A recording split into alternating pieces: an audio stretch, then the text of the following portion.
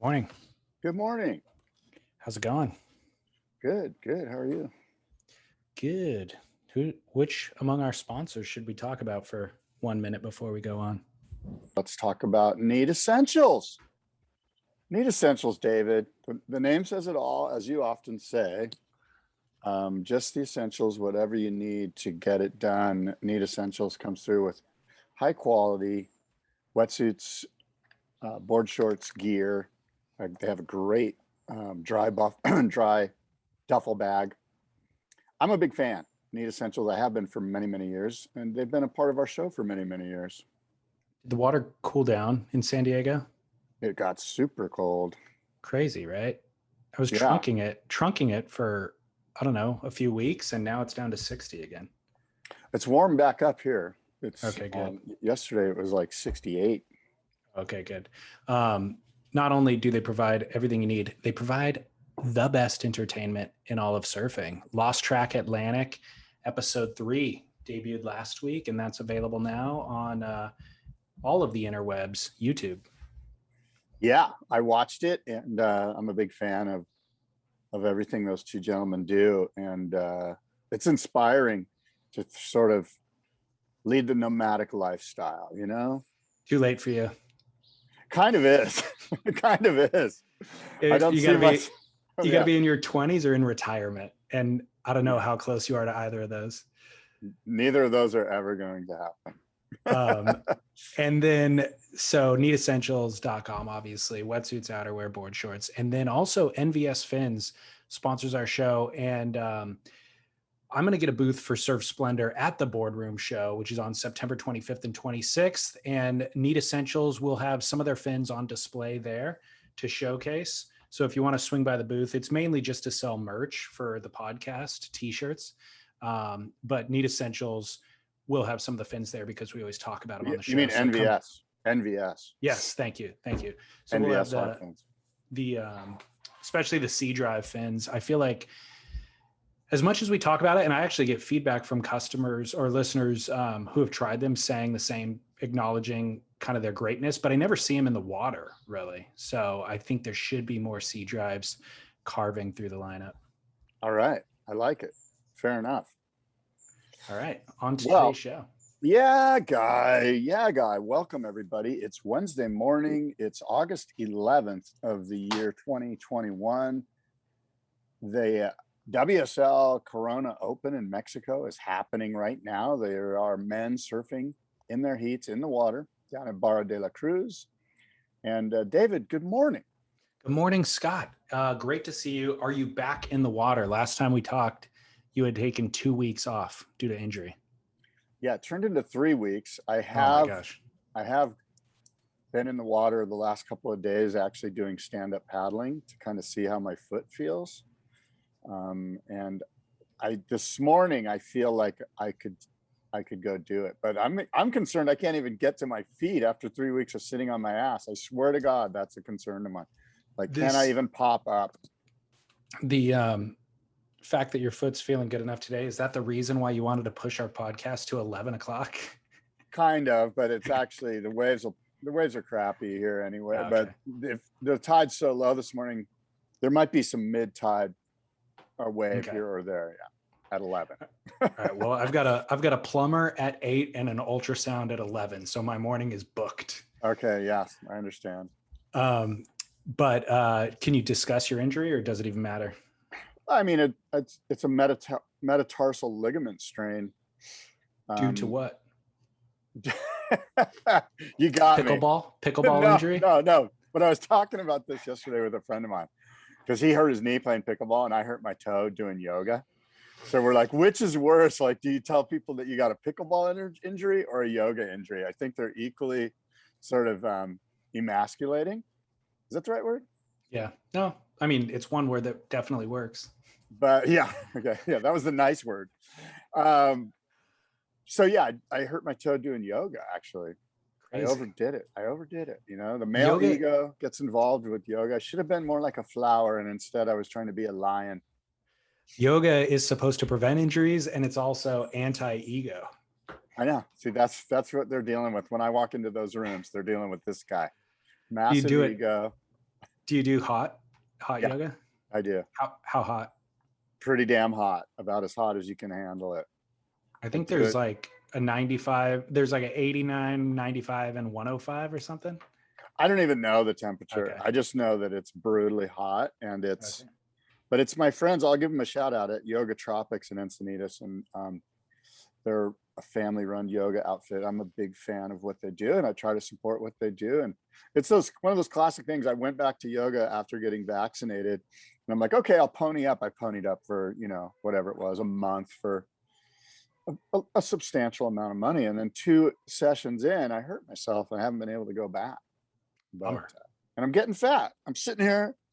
But the 2 stand-up paddle sessions that I had, I just went out to paddle around to see how my foot felt on top of a board, see if there was pain. And there's a little bit of pain, but you know what I noticed on the WSL broadcast? They just showed two bathtubs filled with ice for ice cool downs. And I've been doing a lot of the icing. I've been putting my foot in ice.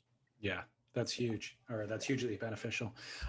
Let's get into the Corona Open. I mean, is it ominous that their title sponsor is Corona, and there's an outbreak of the coronavirus in the state? Well, premonition, maybe? Okay, so I reached out to the WSL. Let me see if I can find what they told me, okay? Because I was like, what's going on? Are you guys going to cancel this thing? Or, I think I sent you the same article that I sent them, basically from a Mexican newspaper that was saying, hey, man, this is a problem here. I'll read the title of that while you're looking up the email. The headline of the article is 9 Oaxacan municipalities on maximum alert for COVID infections. And the pull quote was, the resident Giovanni Vasquez said her father was turned away from the IMSS hospital in Puerto Escondido without even being tested for COVID-19, despite having telltale symptoms of the disease. He died at home 2 weeks later. So the hospitals are so congested and full that they're even turning away patients showing symptoms of COVID. They're not even testing them. They're just turning them away because there's no room. And in this particular case, unfortunately, the would-be patient passed away. Hey, can you put us on hold for just a sec? Because I have to find this morning's surf report and drop it back onto the server for them. Yeah. And I just found it, and So you sent an email, or you discussed this with somebody at the WSL? Yeah, I'll tell you what they said here. Sorry, I was just okay. So let me get back to that. Okay, so I said, hey, what's going on? Yay or nay with Mexico? ?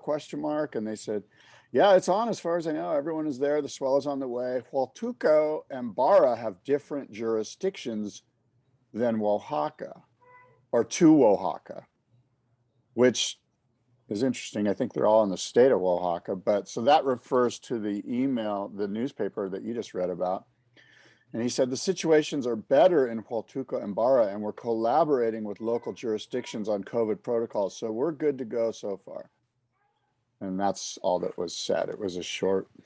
So there's, like, let's presume, even if there is an outbreak locally, in theory, potentially, the WSL can kind of run a bubble scenario where they show up, they keep everybody in the bubble. Maybe it's at a resort, don't interact with any other tourists, and leave the same way they came. Is that responsible? Is that practical? Can you actually execute that, even if that's your goal? You've been to that area. Is that a possibility? Well, I mean, it's kind of above my pay grade to, it's here's the deal. If nobody gets COVID, yeah, it was responsible. If somebody gets COVID and there's an outbreak, then it was irresponsible. Like there was in Hawaii. You're so one of the things they did say is they're like, David's got it out for us, man. They're like, this guy. I just call it like it is. It's not get it out for them. It's exactly what happened. I know, but I mean, so there's some good stuff has happened too. I'm not trying to, I agree with you that it could be really, really bad, which is why I brought it to their attention. I'm like, oh my gosh, are you sure you guys are doing this? Yeah. And, let's just wait and see. Right now, it's a pretty good event. I've actually watched some surfing. It's been good. Is it responsible? This is actually a really good question. I mean, Thank you. yeah, it is. I mean, it's a totally valid point, and like I said, I mean, let me ask you this. If they get through the event and there's nobody gets sick, do you still think it's irresponsible just because they rolled the dice? Like it's almost No. about the dice roll, like because right now they've rolled the dice. And so is the dice roll a responsible thing to do? I think at this point, the world has to go on. And the way that we're experiencing COVID now is it's not as deadly as it was last year. And it's not going I to don't be know about that. Well, it's The Delta I think variant's pretty gnarly. deadly or just contagious, because Oh, I know yeah, maybe you're it's right. more contagious now, but death rate is way down. So I think a year ago, Yeah. our concern was if you get this, you could die. And Yeah. I really didn't know anybody who had it. In Southern California, it wasn't as rampant as it was, say, in New York. Yeah. And now I feel, but then the other part of that equation was we've got this vaccine coming that could potentially eradicate it. So our headspace was death is on the horizon, but eradication is potentially on the horizon. I feel like now the mentality is this thing, a lot of people I know now have had it or do currently have it, especially just in the last month, by the way. But nobody's dying from it. Nobody that I know is dying from it. And honestly, they're not even getting that sick. And a lot of them were vaxxed before they got the virus. Yeah. And we're also not going to eradicate it now. So it's kind of like as the mentality shifts to this could be a polio-esque scenario. Now it's going to be more of a flu scenario where we're probably going to have to live with it year in and year out for some time, if not forever. And there are going to be variations and variants of this thing, just like the flu, where you're kind of creating a vax each year that is trying to predict which strain it's going to be. And you're hitting it sometimes and you're missing. And so I think that as we shift into that mentality, you have to start rolling the dice with things like this. You can't just not run events and not run your business. You have to figure out a way how to do it responsibly. And so if the WSL can create a bubble scenario, I mean, you have to have rules in place. You can't just roll the dice completely willy-nilly and just go down there. You have to have, certain either vaccination protocol or quarantine protocol or both, and try to run a bubble scenario. That's my thought. Yeah, I agree with that. I think that's, at this point, that's reasonable, And it's funny, I got a call from a guy and he's like, hey, are you having your event? The boardroom show. And I'm like, yeah, of course. Yeah. He's like, well, okay, I just checking, and I'm like, yeah. Why? What's the problem? And he's like, well, I know a couple of people that have been vaccinated and got Delta. And I'm like, are they dead? He's like, no. I'm like, are they in the hospital? He's like, no. And I'm like, well, what are they? He's like, well, they're sick. I'm like, yeah, people get sick. That's guess what? The vaccine's working. It's keeping you from dying and it's keeping you from being severely ill so that you have to go to the hospital. Yeah. And that's what the vaccine's supposed to do. There are a few outbreak cases, because people aren't as steadily from an immunity standpoint as you and I. Thank you very much. 3-shot Scott. You're looking at him right here. Not 2 shots, 3 shots. But so anyway, I think there is a lot of like leftover fear that needs to sort of go by the wayside. And I think that's happening. I think people are just like, dude, look, like this Delta thing, it's running through the underbrush of those that haven't been vaccinated. Now, the big problem is, and I don't want to turn this into a vaccine discussion because I don't know what I'm talking about, but I'm concerned about the children as we go back to school. And again, it could just be like the flu. All the kids got the flu. That happens every year. There's always a flu outbreak and people that's on the news and blah, blah, blah. And, we'll see.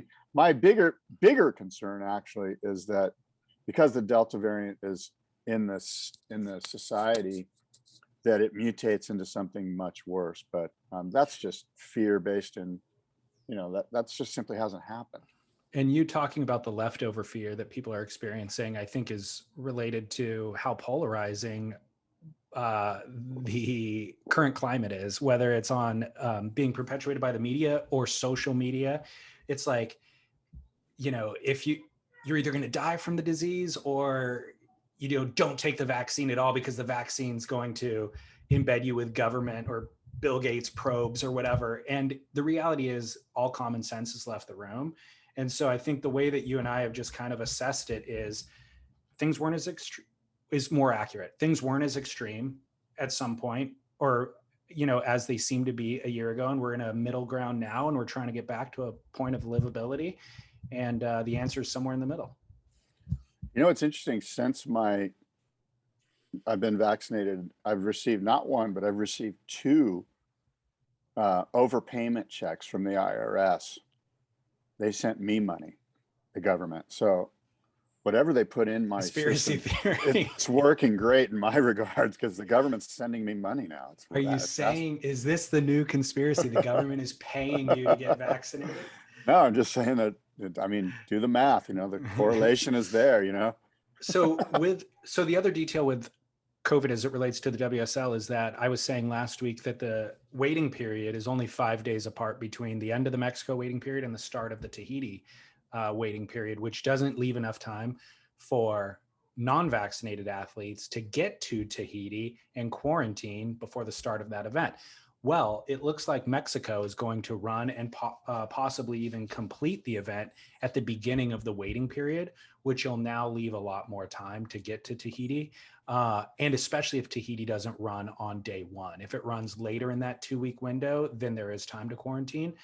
But one notable surfer has stood up to say he's not vaccinated and therefore will not be going to Tahiti. And that is one Gabriel Medina, our number 1 ranked surfer.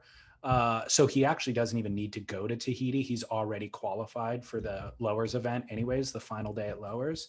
So he can still win the world title this year, even without going to Tahiti. But that's a pretty big and interesting update. Yeah, that's actually quite fascinating. From a competitive level, we know he's going to Lowers no matter what, but will he lose? Is there a possibility that some people overtake his number 1 seeding and he's the 5 seed? And is that, as you've mentioned, that it could be a benefit, to be in shape and to surf through surf 3 or 4 heats through to get to the final and you're on your game. We've seen that happen in other sports. I'm trying to think where that happens in other sports where, because you get to, maybe it's surfing. Actually, now I'm thinking about it, because you get to surf a few heats before you're on your game. Like I said, you're on your game. You're ready to go. What the waves. You're feeling. You've got a feel for what the ocean's doing, as opposed to just being thrown out there for the final heat. Now, of course, the finals is, I think you said 2 out of 3 heats for the final. Yep. So Best 2 out of 3. maybe that's not necessarily true, but competitively, it's interesting what Gabe did. He's like, I'm going back to Brazil for 2 months or whatever, and he's chilling out, and he's going to fly to Lowers and quarantine, I guess, or not if he tests negative, and just go do his deal. And I mean, if you're the bottom half of the tour, you're probably, I guess this helps you. I mean, well, we know he can't get knocked out. But you wouldn't want to draw him in Tahiti. I mean, if you're Seth Moniz and you're looking at requalification and you come up against Gabriel Medina in the early rounds in Tahiti, that's a problem. So I think Seth or whoever else is psyched to just not have him in the draw. Well, what about if you're, say, Morgan Sibilic and you're number 5 going into Lowers, or you're number 4 and you get, or, basically you draw Gabe in the first round at Lowers. You're like, oh shit. I was hoping might as well get him out of the way quick. No, I know. You're going to have to face him eventually. It doesn't matter. But I mean, but you might not get to Lowers if he was at Tahiti. He could bump you off, So there's a couple of other absentee surfers for the rest of the season, but we'll get into those in a minute. I think we should talk Mexico first. Day 1 ran yesterday in marginal surf, but the wave is so good that even marginal Barra is still better than a lot of venues on tour. I'm thrilled to have it back. I would love to see it on tour as a mainstay, or at least more regularly than once every 15 years. What are your thoughts on day 1? I agree with everything you said. It's been fun to watch. I'm watching it right now on my phone. It's oh, is it on? Yeah. Okay. It's been exciting, and it continues to be exciting. And I thought Kelly looked pretty solid. I didn't watch all of it. I watched some heats early yesterday morning. And my thoughts are that it's a great venue. I personally don't want it on tour for selfish reasons, sadly. Jeez. Yeah. I know. I'm trying to draw attention away from that area, but it might be Well, too late. in that It might case, be too cancel the late. tour. Yeah. You know what I No, mean? Like, no, no, I don't want no. them in Hawaii at all. I don't care about Hawaii. I don't ever go there. So let them go to Hawaii. But that's sort of surfers are the worst type of mentality. It is a great sand bottom point. It's a little bit less than snapper. You know, it's not quite snapper quality, but it has snapper-esque moments. Snapper has that great barrel automatically off of the low tide behind the jetty. And there are killer barrels out here, especially at low tide. The waves are better today for sure. But it's just a great canvas, right? These guys are ripping. I'll tell you who this morning, you didn't see it, but Peterson Crisanto looked pretty solid. He surfed against Kanoa and a local guy, and Peterson Johnny Corzo. He beat both Kanoa and Johnny Corzo. So Corzo's out. But so my thoughts on yesterday real quick are there was nothing spectacular. Like I guess it's because maybe the waves were marginal, but I watched throughout the entire day and there was some surfing that was better than others, but there was nothing spectacular. I think the highest heat total was 14 points by Mateus Hurdy. And so I think that's maybe it's a problem with the form. Or no, it wasn't. The surfing was just marginal, to be honest. It wasn't as spectacular as stuff that, I mean, you know, even in Tokyo, like the couple of airs that we saw in Tokyo, and maybe that's reflective of the early round format. Well, look, here's what you got to realize. This is a long wave, as you know, right? And so guys are just kind of carving and surfing. And then at the end, they're like, time for the big deal. So what we need to see is somebody on the outside get aggressive. And actually Kolohe did that yesterday. He fell on one or two, but from the outside, I think the judges have to reward aggressive surfing on the outside. Otherwise, you're just going to see three to the beach, boring surfing through to the inside. You know what I mean? Right. So, yeah. Well, and the other thing is that outside doesn't always have that section. Often a wave looks very marginal on the outside and it ends up being the one that actually bowls through the inside and you get a big score for the barrel. So I would argue these guys are good enough to do aerials on the outside section. You know, there are moments out there. They're holding back. You know, they're doing a swooping, you know, radical rail carve cut back into the whitewater instead of say a 360 like that maybe Kelly would do or something like. I don't know. Which is why it's kind of like Surf Ranch in that way, is you know that barrel or the potential barrel section is coming, so you don't want to blow it on the first section. Right. And there's a little bit more reservedness. But if the waves are pumping, it eliminates all of that. You know, like if the waves are actually good, then there's exciting sections on the outside as well. Yeah. Guys can go big. Despite nothing spectacular happening yesterday, the highlight surfers for me were Griffin Colapinto, Mateus Hurdy, Ethan Ewing, and Felipe Toledo. All regular footers, all really complete like fundamentals guys who got like the crazy bottom turn fundamentals, but they can also blow it out. And actually Mateus Hurdy did exactly what you said. On the outside section, a huge rotation, landed with his foot super far on the nose and like use that to bottom turn up into the next highline section. And he's somebody who I pointed out from Stab High as being kind of a highlight there, not just for being able to do airs, but for having the complete package. So I'm psyched to see him so quickly again here and actually delivering on the goods. Yeah, me too. That's a true dark horse, you know, and really based on what we saw in Stab High, not so dark. And I'm stoked to see him do stuff on the outside section. And again, I think, for instance, Mateus doing that, the judges need to immediately go, hey, everybody, that gets a really high score. Yeah. Like that's take note. Yeah. Take note, you know, like don't bore the shit out of us. You know, we know you can do 15 rail wrapping cutbacks. Yeah. And quite frankly, it does get a little bit boring. Right. You know, like everyone's like, okay, well, let's just wait for the end section. You know, okay, here comes an air reverse. Right. As we proceed through the event, I think we'll see more of that, obviously. People play it a little bit safe at the beginning. Yeah. I thought, so in the elimination round today, Kanoe Igarashi, Pedersen Crisanto, Diego Cadena, Yago Dora, David Silva, Johnny Corzo. Oh, so Diego Cadena was the one that lost in that first heat. Yeah, Diego, yeah. Yeah, so David Silva won the second heat. Jadson just won the third. What did heat. Yago get? Second? Because the top two Uh, advance, and Yago's actually in ninth place. Like Yago's a scary, like Yago could qualify. That's the heat that just ended right now, so I'll have to look it up.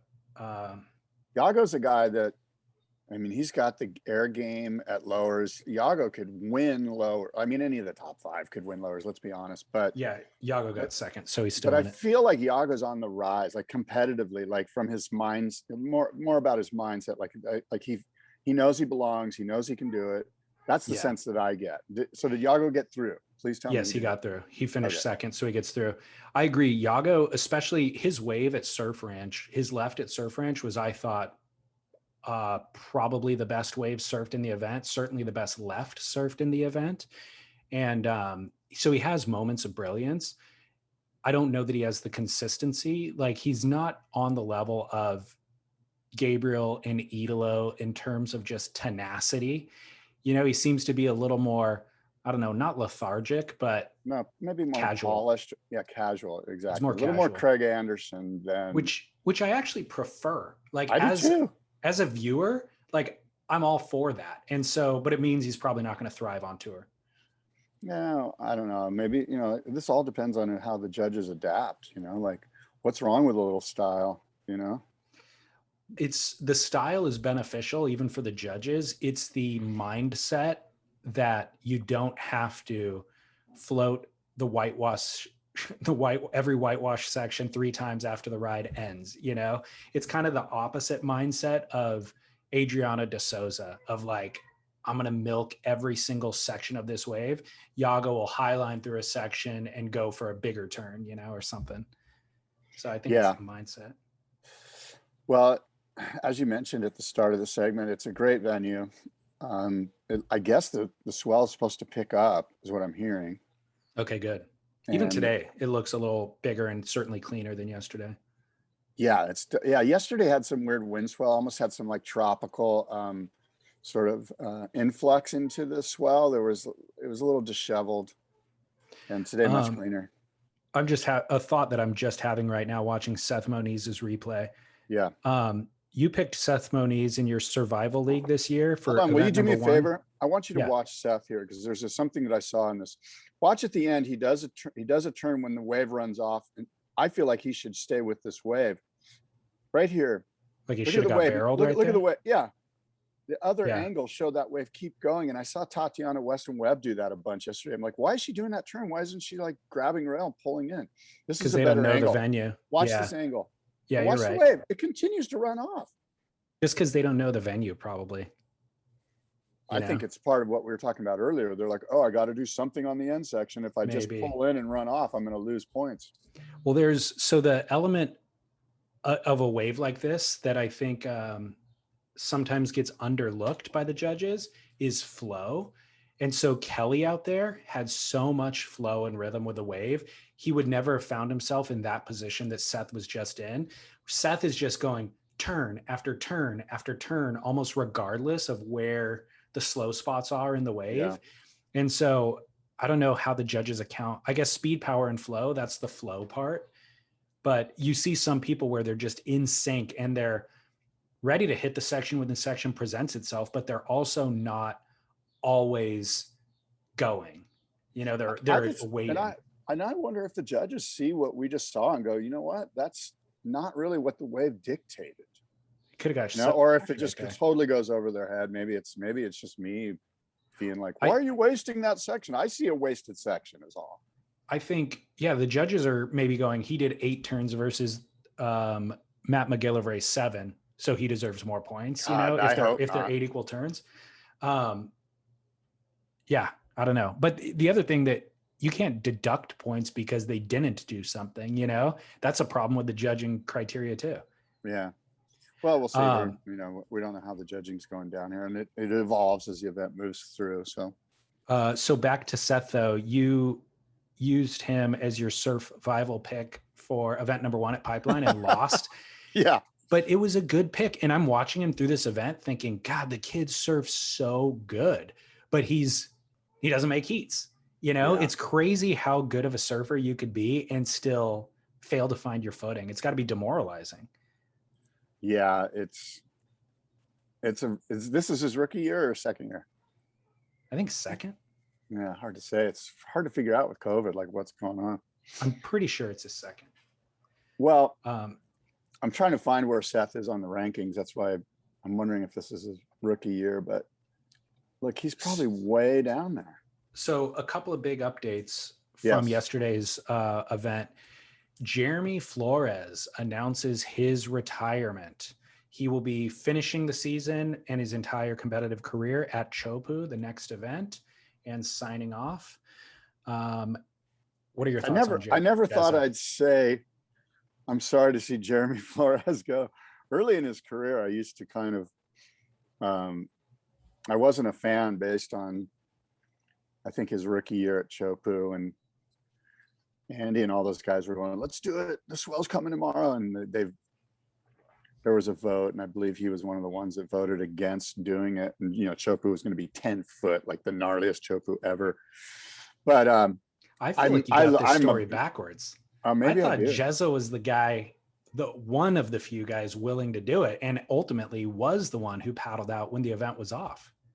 Oh, maybe I do. Who knows? It wouldn't be beyond me.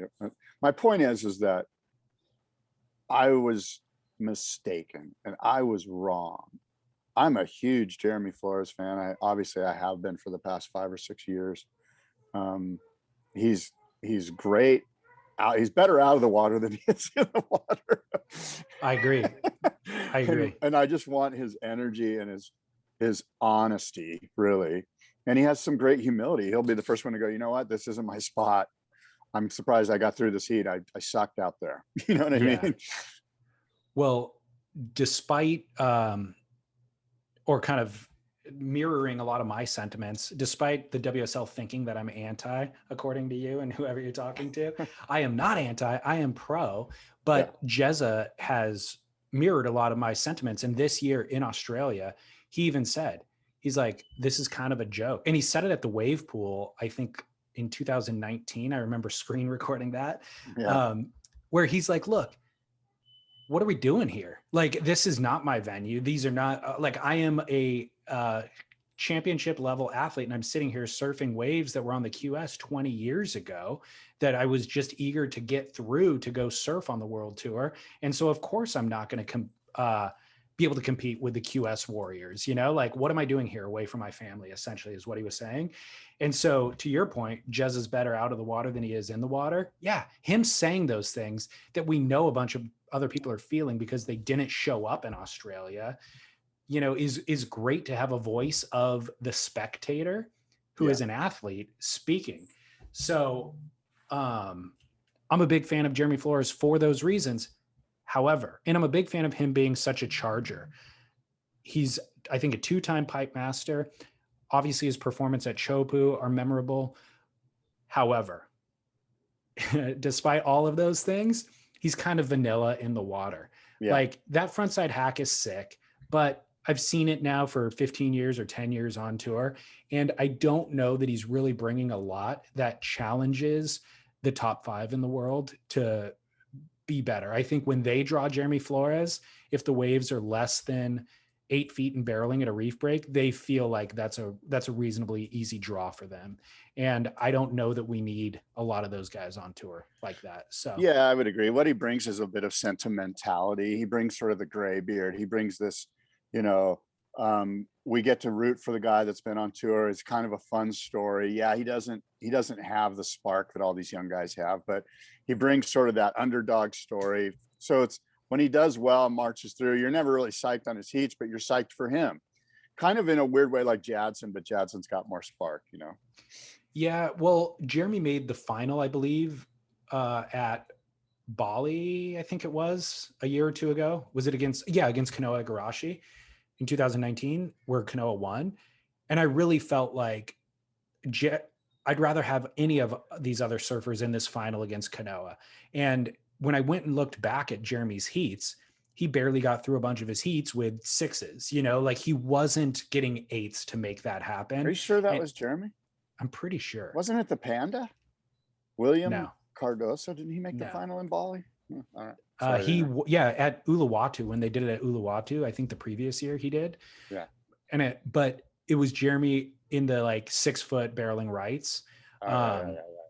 But so it's kind of like, even then he made a final. And so who am I to take that away from him? However, when you look back, it's like, he wasn't the best surfer in the event. He wasn't even the second best surfer in the event. He didn't even get the top scores. He didn't, among the top 5 or 6, he didn't get the top scores, Yeah, So but stuff that like argument, you made that argument last time. That's just how competition works. I mean, that's the luck of the draw. No, that's not. That's the failure of the format. Like, if that can happen regularly, that's a failure of the format. Well, then why even have the heats? Like, why not just why not do your UFC thing and just have 2 guys? Like, we know who the best surfers are.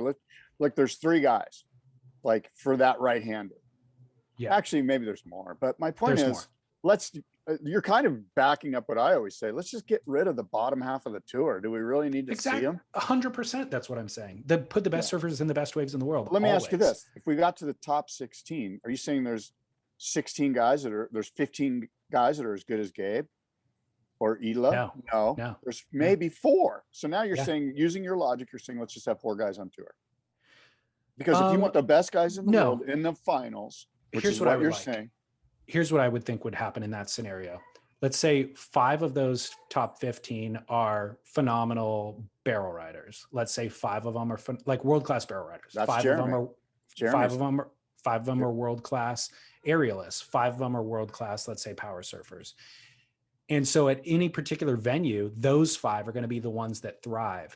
And so can they challenge Gabe as being the best surfers in the world? Well, in this one discipline, they can. And so it'll require Gabe to then elevate up to then kind of compete with those guys. And at the end of the year, you will have the most complete surfer. Well, what we have right now is we had 15 guys in that event in Indo at that right, Karamas. Jeremy could have been one of the could easily be in the final. He could easily be in the bottom 15 too, though. Yeah, but he was out of 32. He made the final. At that one event one event. You know what I mean? Like, you're just saying he's not the best. And I agree with you. He's not one of the best guys during the event, but he made the final because of the way the draw worked out. So you can't have your cake and eat it too. You can't, because if you pick the top 5 like tube riders, would Jeremy be on there? Honestly, no. He'd be number 6. Yeah. He'd be number 6. What about power surfers? Are there even? No, he'd be number 6 again, like, or maybe number 8 for power surfers. That's my point is, I just want to make sure that you're happy with the 15th tube rider guy being in a final against Gabe or Kanoa. Like, are you going to look, are you going to cry again? Not cry, but are you going to be disappointed again that, we don't have the 2 best surfers of the event in the final? What went wrong here? I'm not saying I have all of the answers. I'm saying there's a far better, you didn't catch me. I thought you had all of the answers. There's a far better version than what we're doing. So let's make movements to that. Yeah, and then we will recognize while we're doing that, what the new better version is. And so, my point is it's not that Jeremy's going to, not that he's not going to win it, but we know he's not going to you don't need the back half of the tour who is never going to win an event. And honestly, probably not even win a heat, to be there at every venue to reassure that they're not going to do those things. That is redundant. And the other problem, and it's really not only expensive for the WSL to do, it's too taxing for the viewer. If we have to watch pumping cloud break to only see the 5 for 8 hours to see the 5 surfers that we want to see, it's like, that's way too much viewing for us. We don't need to sit there for 8 hours. You're just preaching to the choir. I'm with you. Okay. So Jezza Retirement, great to have had him. I feel like for the first 5 years, he really did push in the ways that we're talking about and required everybody to be better, even if he wasn't winning a world title. But at this point, I think it's okay to see him go. I think the common denominator that we're seeing with him and certainly with Julian Wilson and some of the other guys is they have families now. And the reality of being on the road for a decade and making that kind of your priority is just less appealing when you have other things going on in your life, right? I've got a worst case scenario for you. What? First, let me ask you this question. Could Adriano de Souza win this event? I think the answer is yes. There's It's a map. unlikely, There's a but road yes, map where he could win it. in the way that Jeremy It is Flores made the right. final at Bali. Yes, It is unlikely. This is Adriano's retirement year as well. Yeah. Adriano wins this event. He could skyrocket into the top 5. He would have 25,000 points. Wow. And some other stuff would have to happen. The guys in the 4th and 5th position would have to drop off a little bit. It's a good story. And then he goes into Chopu. Adriano de Souza makes the top 5 by the skin of his teeth, and he friggin' wins the world title at lowers. Could you see that? How pissed off would you be? Or would you be ecstatic for like? I don't know why you said this is the worst case scenario. This is kind of a great story. I agree, it's a great story, but it's not the best surfer in the world winning the world title, which is what you're complaining about. Definitely not. I think it would be great. I'm going to hashtag Adriano right now. I'll root for him. See what I mean? Like about the gray beard sentimentality effect. Like you're kind of like going, yeah, I want to see the old guy kind of take the young bucks down. Of course, like, but you want to see him do it because he's the better surfer on that day, you know?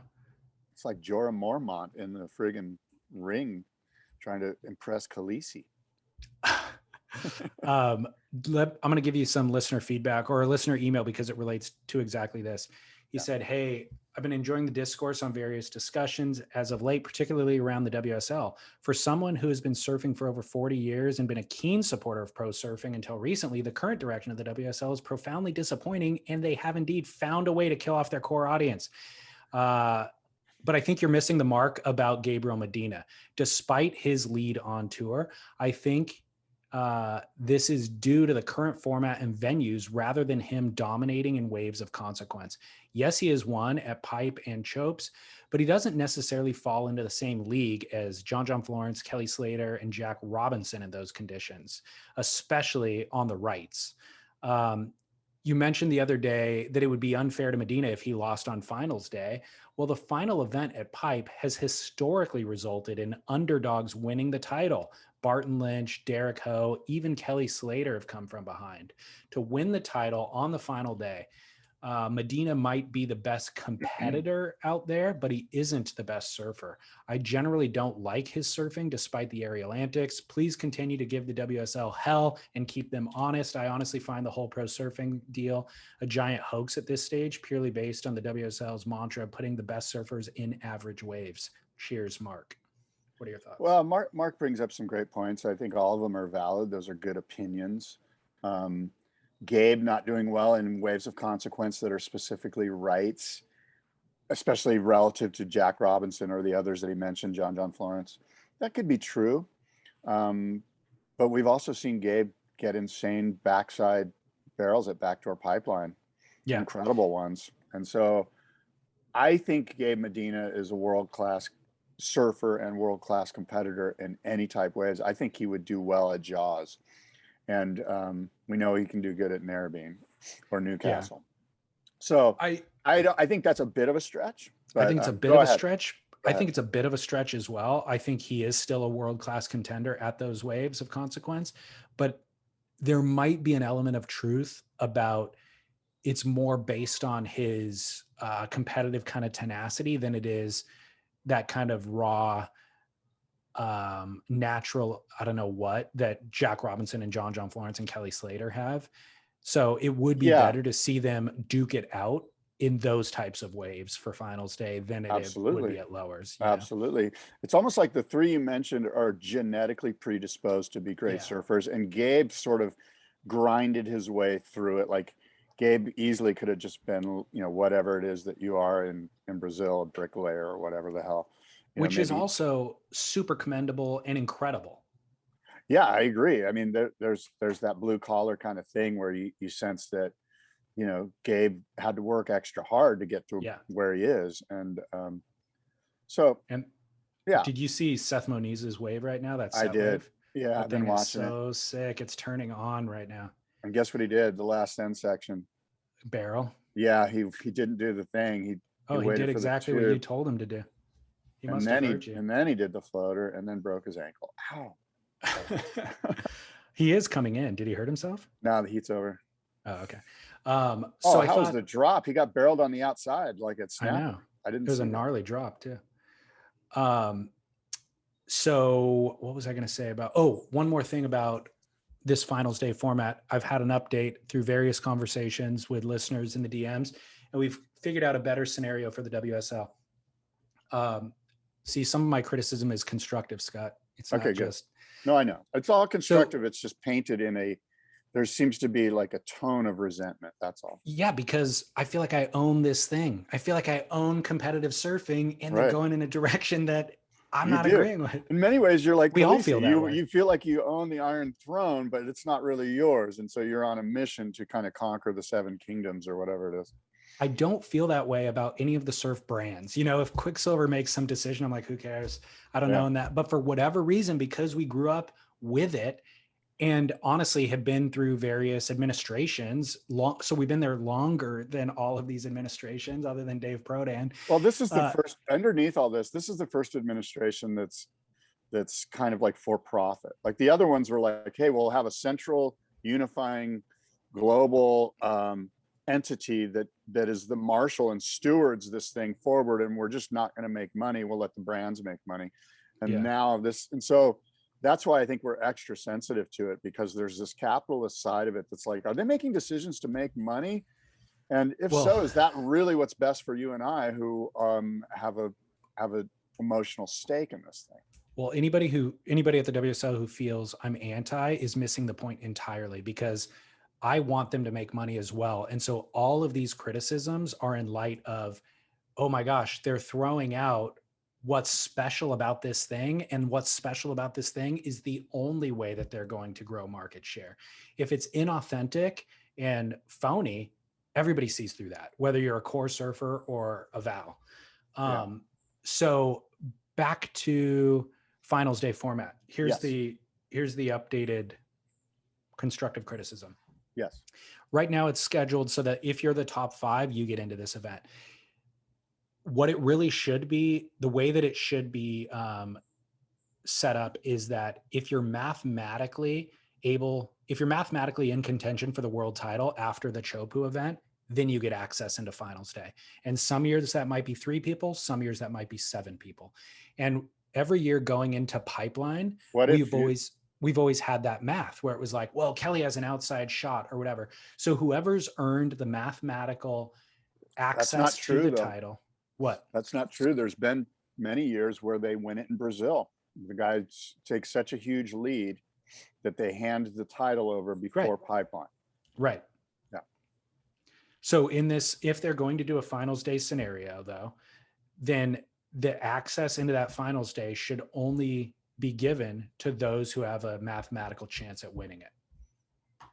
Right. But what if the situation, and maybe this is a reach, but there's a guy that's so far out in the lead, there's no way that you could take him, that you could beat him. Like he's got a 15,000 point.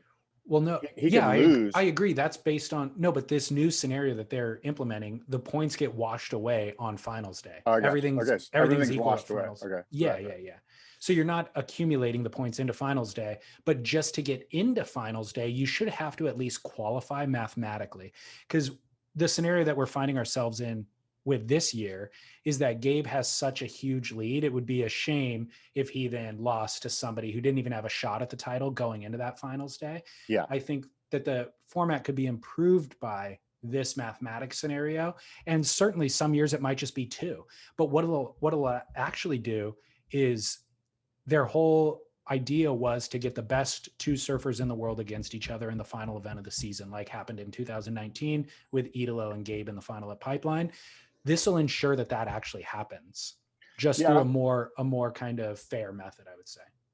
I'm okay with exploring that. I think that's worth exploring for sure. But I think that the big picture here is the location of this final. Of course. Yeah. The location is where they're missing the boat.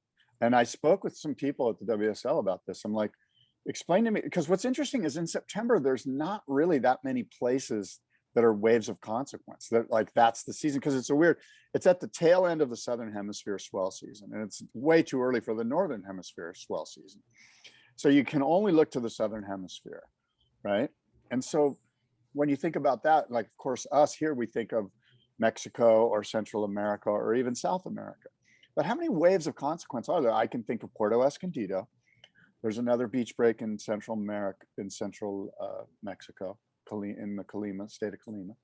There's probably, we know that Chile had a wave one time. They did the rip curl search there. That seemed like it might be a wave of consequence, maybe not. But I posted this to them. I said, what, where could you do it, And to me, it's like Chopu, and they can't do that because then they'd be doing back-to-back events at Chopu. Right. And then there's also Kandui left, which I think is legit. And there's probably some other waves in Indonesia, but even late September, middle September is kind of late season. It's right at the Cloud Break would be good, but it's very iffy. Cloud Break it's very spotty, maybe for sure, but again, it's the end of the Southern Hemisphere swell season. So things could go dormant. It's just a weird time for the final event, in my opinion, if you're looking for waves of consequence. And I think that they are missing the boat. You can't have the final you have the final event at friggin' Daytona 500, like at the super speedway. You don't have it, as you often say, at the go-kart track. And Lowers is a go-kart track. I had these exact conversations with somebody at the WSL in 2019. They pitched the concept of finals day to me and was like, what do you think of this? And I said these exact things. I was like, it only works if the math works. Like, I'm not opposed to the idea and the concept of it, but it needs to work where mathematically the people have a shot at it. And then B, the venue is the most important part. And so maybe do it on a boat trip in Indo, and it's a rotating venue, on the day. Yeah, for sure. We can rotate it out. Oh yeah. You mean while that year it rotates just based on, but it has to be a wave of day. That day, put the top 5 guys and girls on the boat, and then wait for the swell. And then it turns out it's going to be at Greenbush today. Boom, and we did that. As you know, we did that during the OP Pro Boat Trip Challenge. I was on that trip. It was insane. Yeah. So I'm all about that. I'm just about waves of consequence. And so the guys at the WSL were like, well, we want to see performance. That's their thing. We want to see performance. And I argued back, we're seeing performance all year long. Yeah. So what is that about? It's not like we're lacking what is that performance. About?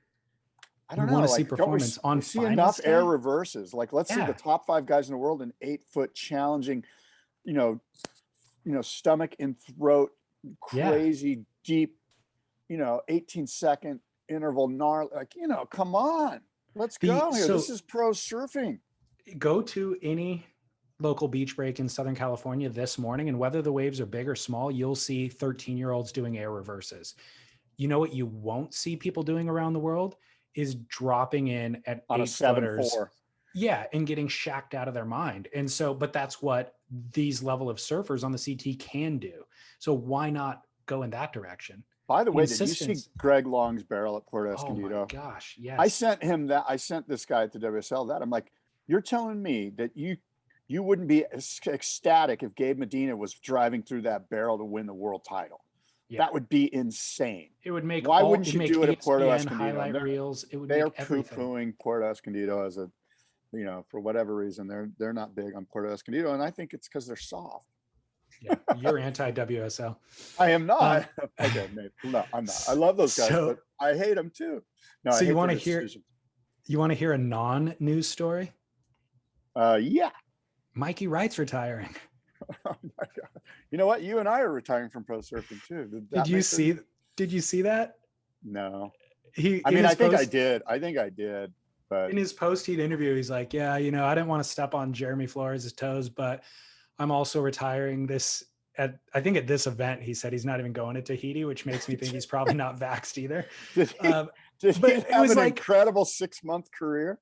Yeah, I know. I was like, I didn't even know he was on tour. And he's not, by the way. He only got on by virtue of the wild card or the injury wild card. The greatest retirement speech ever. Right there with like Lou Gehrig.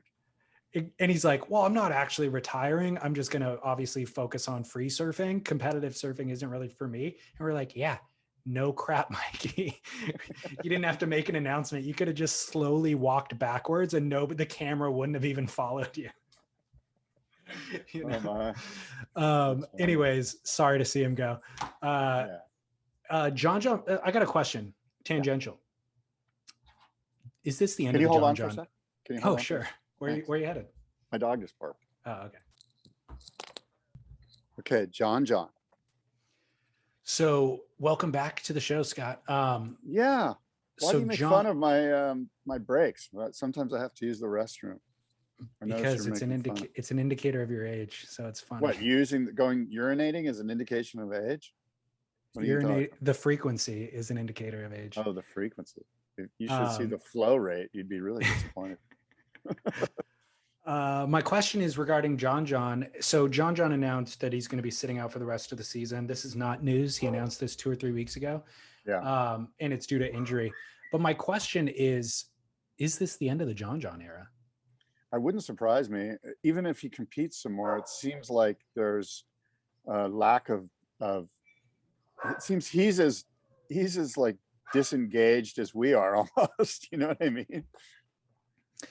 It's I guess when you watch his free surf footage, he just posted a free surf video of him surfing around Australia in between events before he got injured. And I thought to myself, if this is all I ever get to see, if I only get to see this type of content from John John moving forward, is that okay? And I totally am okay with that. Like, that is so satisfying to me. But I also want to see him still win world titles. So I'd be disappointed if he wasn't there at Chopu or Pipe, pushing the Gabriel Medinas and the Idolos to be kind of their best. But it's a bummer to think that so much of his prime time has been thwarted by injury or cut down by injury. Well, here's what's interesting, right? Let's say we have seen the end of it. In many ways, this is a complete indictment of the way the format is. Like, this could blow the whole thing up. Like, if the top North American surfer in the world, and frankly, considered by many to be the best surfer in the world, if he turns his back on this for whatever reason, but we would know that at the very end, it's because his heart isn't into it. That could be the thing that shakes the tree hard enough to make the leaves fall, and for somebody to get out a rake and put them in a bag and throw them away. Quite the like analogy. that could be, I know that was deep. That could be the thing. That could be it could be a blessing in disguise, because your great UFC analogy would be like, okay, how do we get him re-involved? And he'd be like, I don't know. How about 4 guys at Kandui left? Right. How about 4 guys at Pipe for 2 hours? How about we take, let's take 4 of us to J Bay for a 2-hour session, pay-per-view. Like, like that could be what does it.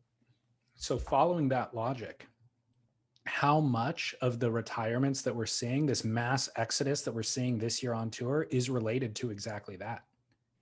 Well, I think there is a lot of sort of, COVID lethargy, or just, exhaustion, COVID exhaustion from it all. It's been quite a grind for these guys, and the WSL included, and kind of going through all this stuff, and at each event going, what do I got to do to go here? I mean, it's hard enough just to buy a plane ticket and get all your crap together, but then to figure out each and every different COVID scenario, the policies and protocols of these different nation states. So there's exhaustion, I think. And when you're older and you got a family, as you mentioned, it's like, look, you know what? Now's the time. I'm out. COVID is the expediter, it whatever would have happened in 5 years is now happening in 1 year. But if the tour was at Cloudbreak and G-Land, don't you think that Julian Wilson would still be inclined to compete? And don't you think that Jeremy Flores would still be inclined to compete? Yeah, the one thing about Cloudbreak, as you know, and everybody knows, is that was the one event where they're like, this is kind of like a vacation. They all brought their families. They got killer waves. They all got to do, even, it was kind of like a break in the season almost. It used to be I believe it was in May for a long time. And that kind of allowed everyone to go, okay, honey, don't worry, I'm on tour again, but we're going to be at Cloudbreak in May for 2 weeks. Like, you're going to get a vacation out of this. Right. And so there's that part of it. By the way, I've been told that one of the guys that owned Microsoft or Google, or I don't know, but is just posted up at Tavarua. Like, I don't think you'll ever see Tavarua on tour. You might see Cloudbreak on tour, but I don't think they'll be posting up at Cloudbreak ever again. I think the prices are through the roof.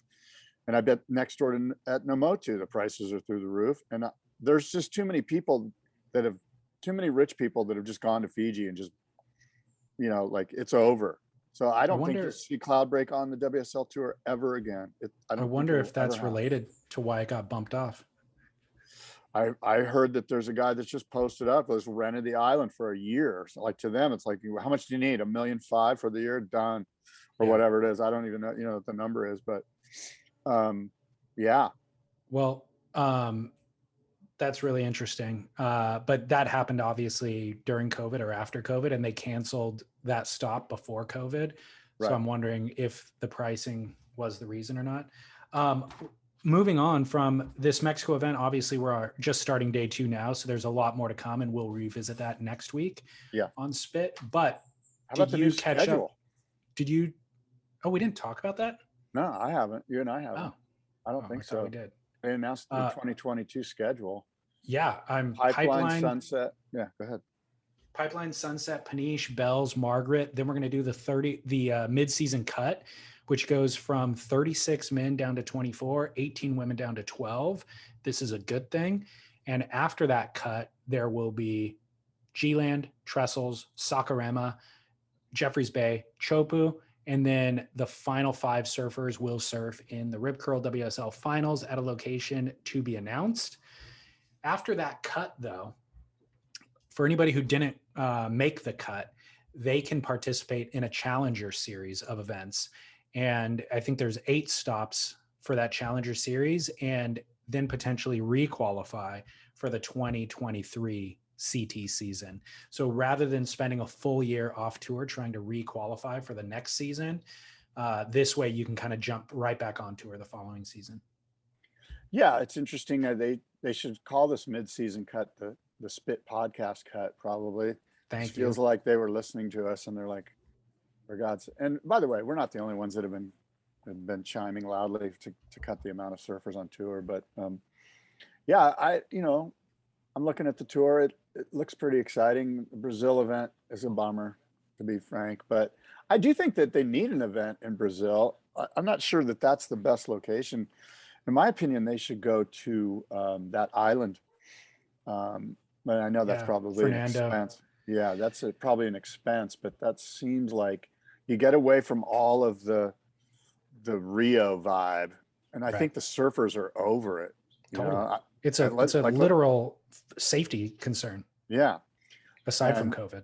And of course the powers that be that are saying, hey, please come to Brazil. They want you in Rio. They don't want you in some national park where no one can experience it.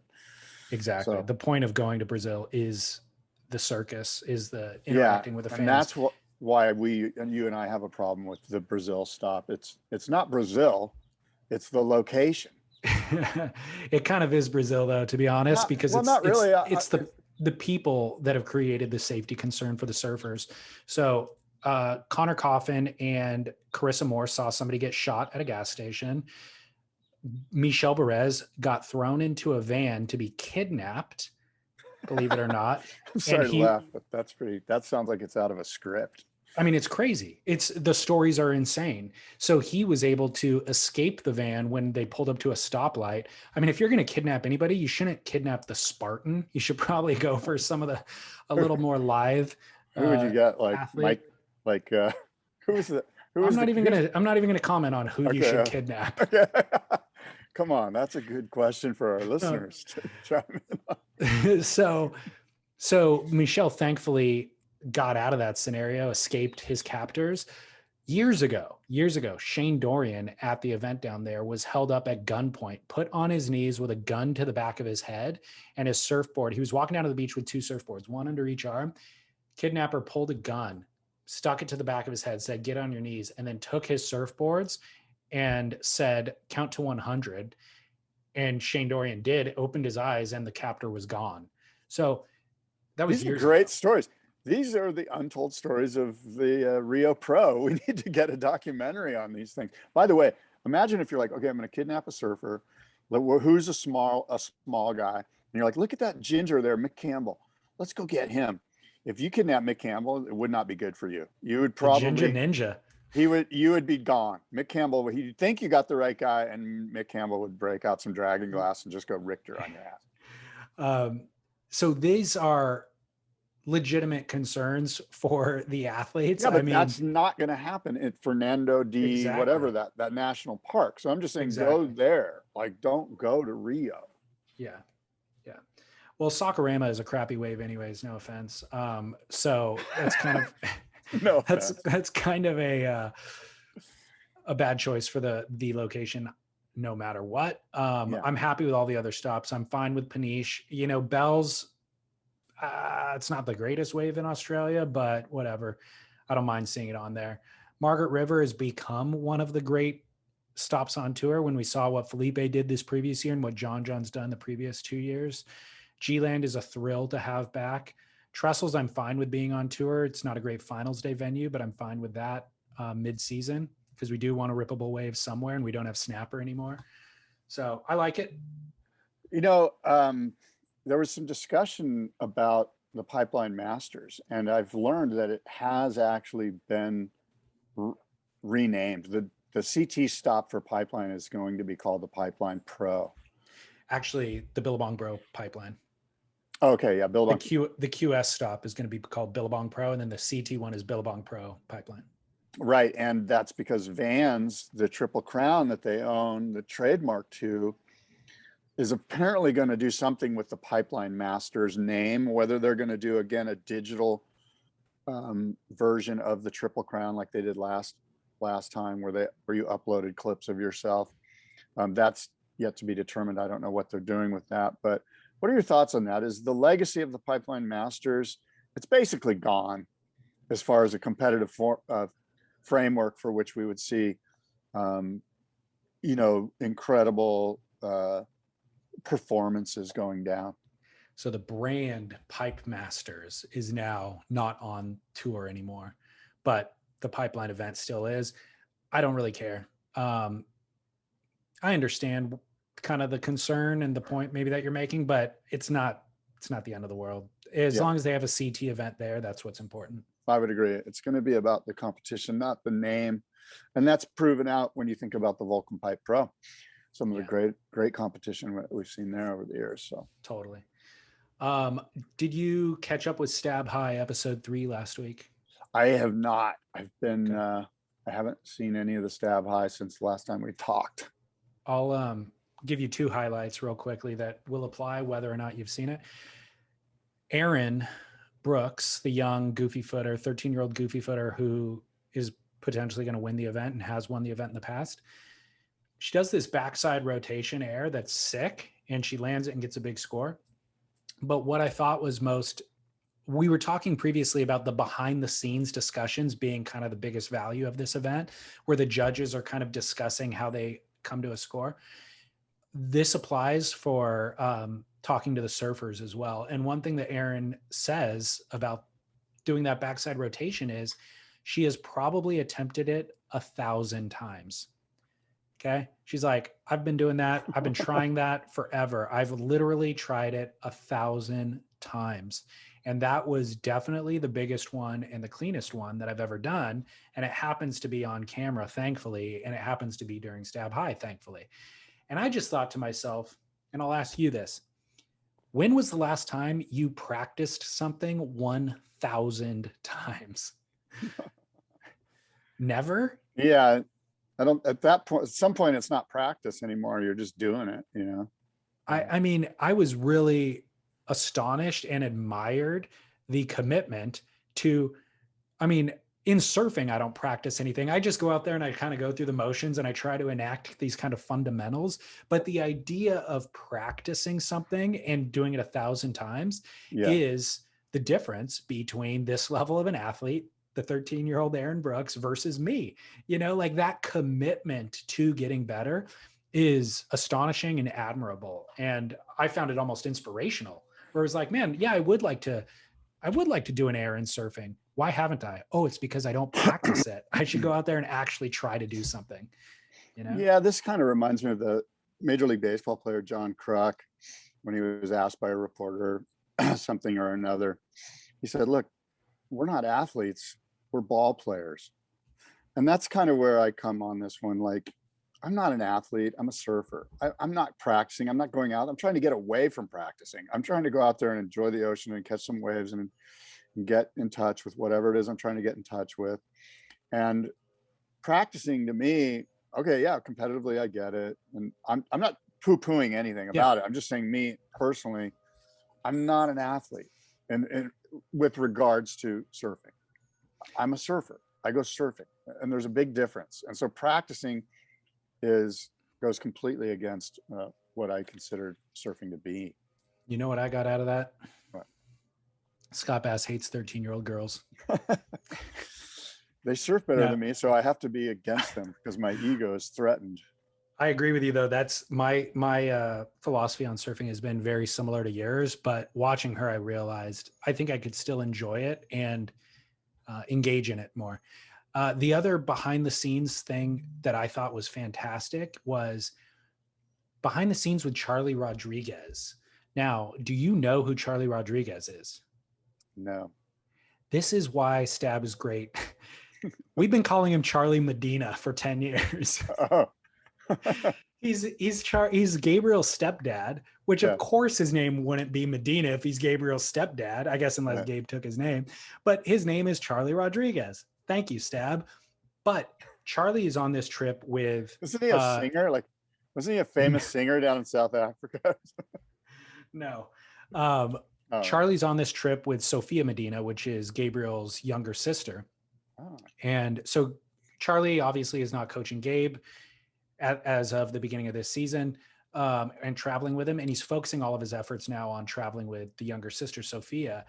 And Stab has 10 filmers on this trip. So Charlie does not need to be there to film. But despite that, he is there spending 8 hours a day, sitting in the scorching sun, filming all of Sophia's clips and reviewing them with her.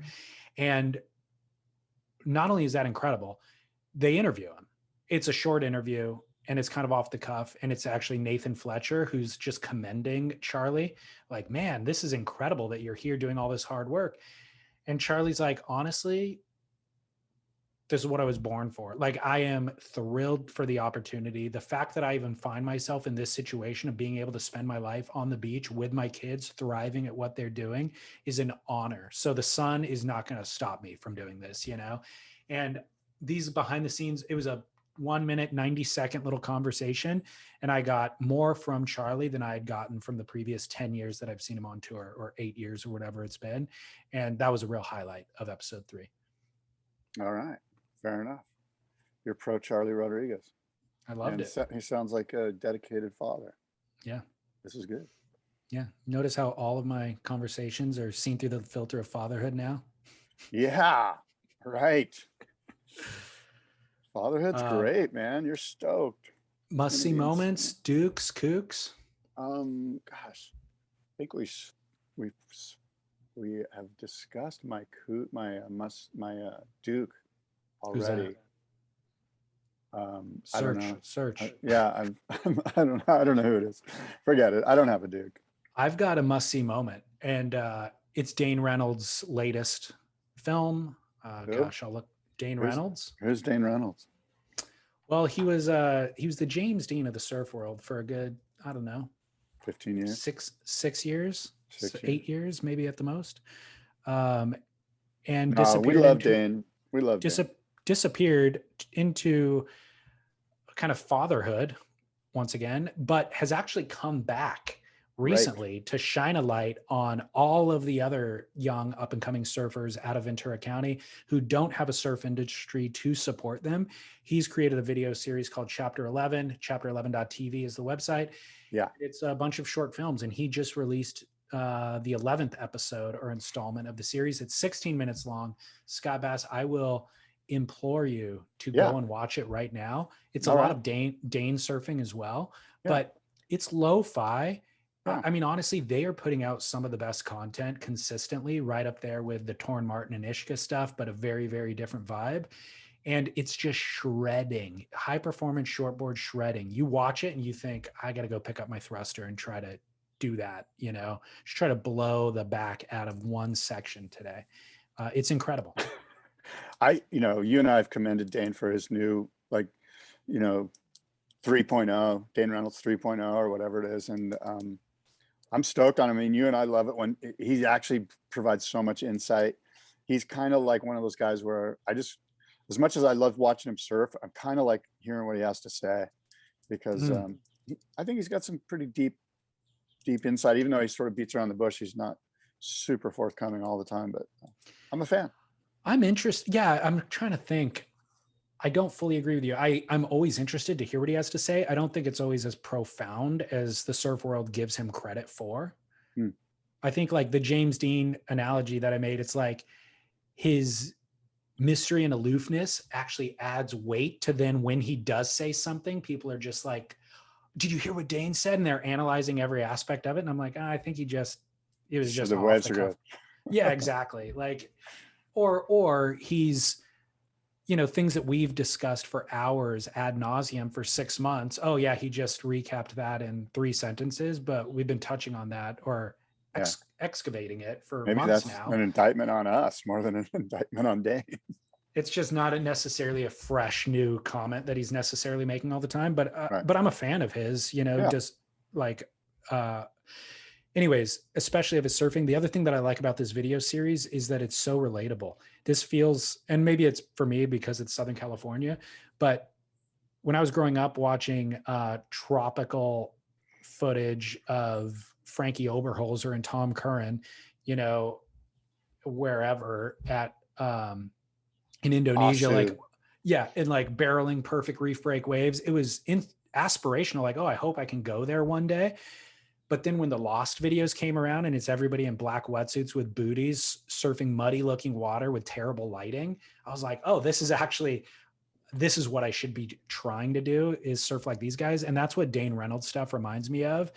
Lighting's terrible. Waves are crappy. It's windy.